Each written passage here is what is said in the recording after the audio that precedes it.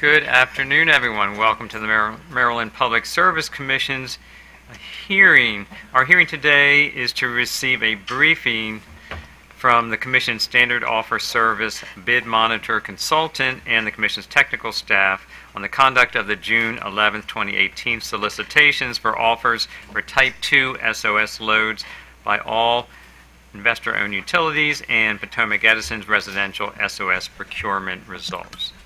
With that, I will turn it over to Mr. Spivak. Good afternoon.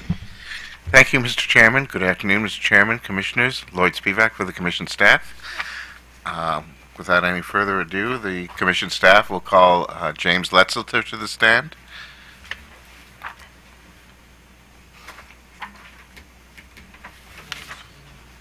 Yeah, he needs to. Raise your right hand. Do you solemnly affirm that the evidence of perjury statements made in this matter today the whole truth and nothing but the truth? I do. State your full name. James C. Letzelter. What your last name? Letzelter. Your business address, please. Yes. My business address is 1451 Quentin Road, Suite 400 in Lebanon, PA, 17042. Thank you very much. Thank you. Thank you. Good afternoon, Mr. Letzelter. Good afternoon, Mr. Spivak. Do you have in front of you a document captioned in case numbers 9056 and 9064 entitled Direct Testimony of James Letzelter, the Liberty Consulting Group, on behalf of the staff of the Public Service Commission of Maryland and dated with today's date? Yes, I do. Does the document consist of 10 pages of question and answer testimony?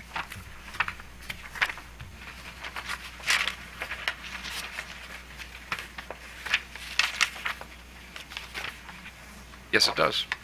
Did you prepare this document, or was it prepared under your direct supervision? Yes, I did.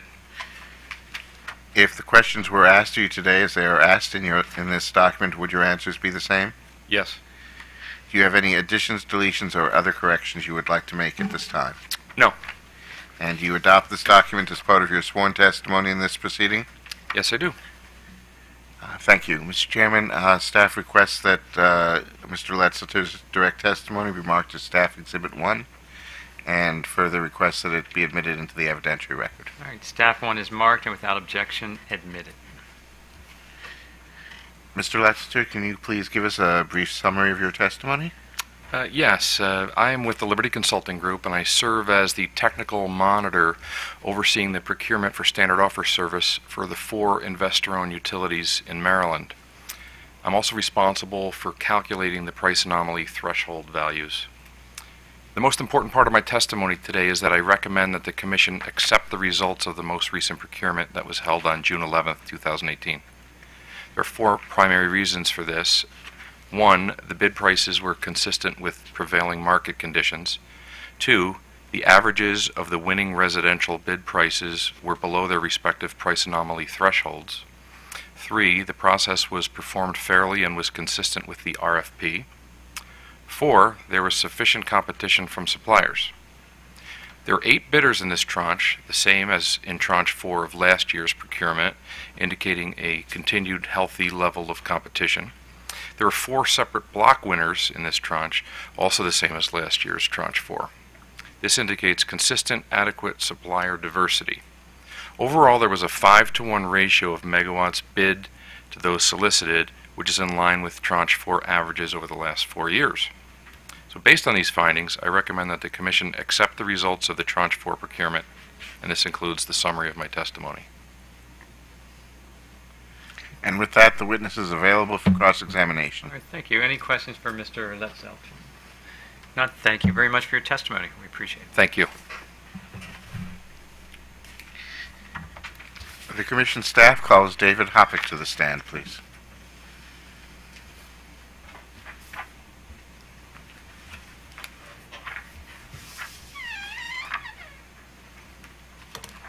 Raise your right hand. Do you solemnly affirm that the evidence of perjury statements made in this matter today are the truth, whole truth, and nothing but the truth? I do. State your full name. David Hopper, What your last name? Hoppoc. And give me your business address, please. 6 Wall Street, Baltimore, Maryland, 21202. Thank you. Thank you. Good afternoon, Mr. Hoppick. Good afternoon. Do you have in front of you a document captioned in case numbers 9056 and 9064, titled "The Commission Staff's Report on the Standard Offer Service Bidding Process and Results for 2018 through 2019, and dated June 14th, 2018? I do. Does the document consist of 10 pages of both text and tables? Yes, it does. Did you prepare this document, or was it prepared under your supervision? Yes. Do you have any additions, deletions, or other corrections you would like to make at this time? No. Do you adopt this document as part of your sworn testimony in this proceeding? Yes.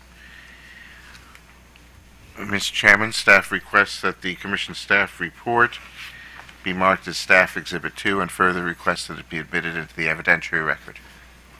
Staff 2 is marked and without objection admitted. Mr. Hopper, can you please give us a brief summary of the contents of the staff report? Yes, thank you. So the report provides a bill impact analysis from the bid process. There were two broad set of bids, one for residential for Potomac Edison. They are on a different schedule than the other investor-owned utilities. That is why we only see results for Potomac Edison, and these are from June. These impact rates from June 2019 through May 2020. Additionally, we have bill impact results for Type 2 for all of the utilities.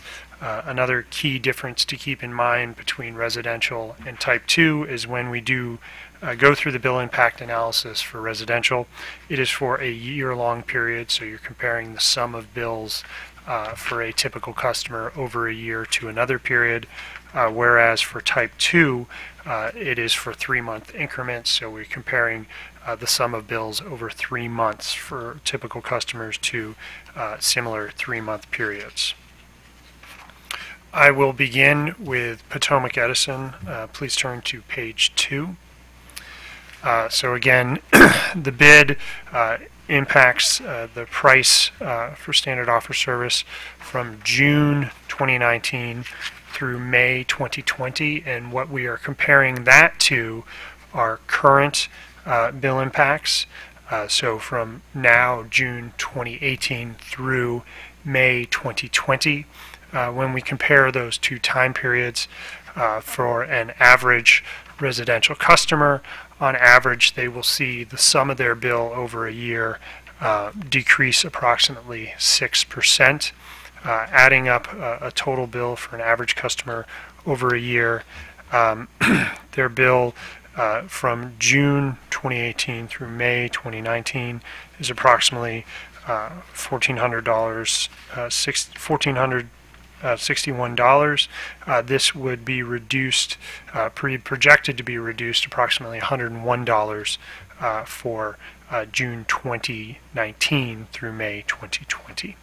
And then looking at the standard offer service power supply price itself, the rate itself, it is projected to decrease approximately 12%. We would note that Potomac Edison has purchased approximately 60% of the energy that will be supplied through standard offer service from the period from June 2019 through May 2020, and subsequent auctions will fill the remainder. Turning next to an overview of the Type 2 results, I'm now on page 3. Again, when we're looking at a bill impact analysis for Type 2, we're looking at quarterly bills. So we're generally looking at fall 2018, so this is September, October, November, versus the similar fall period, September, October, November in 2017. Additionally, we provide differences in the supply rates themselves from summer 2018 to fall 2018. And on the change in rates from summer to fall, the range is a decrease of approximately 2 to 6%.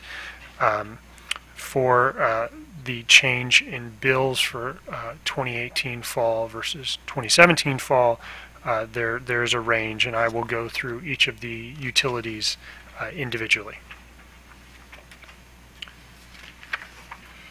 So turning first to Potomac Edison on page 6. So if we compare energy bills for an average customer for the 3-month period in the fall of 2017 to a projection of bills in 2018 for the fall, we show approximately a 2 to 3% increase year over year for just that fall period. Potomac Edison has 5 distribution classes that fall within Type II SOS. And then looking at the change in the supply rates themselves, not bill impact, but just the rates themselves, summer rates 2018 to fall 2018 rates, there's approximately a 3% decrease. Turning next to Baltimore Gas and Electric, I'm now on page 7 of my comments. Looking at bills for an average customer in 2018 versus the similar period in fall 2017, there's a narrow range of projected change.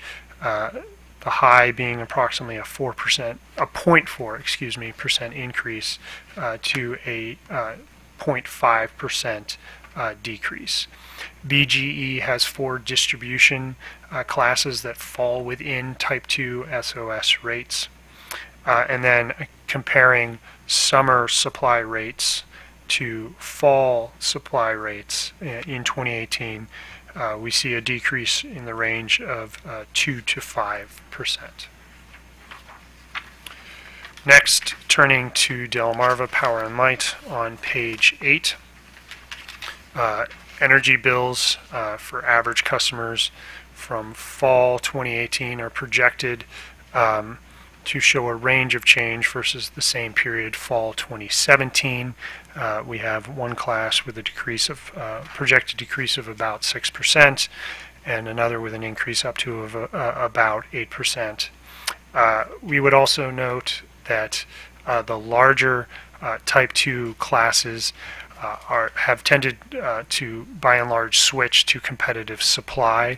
It's only the smallest class, which is the SGS class, that has approximately 49% of customers remaining on standard offer service.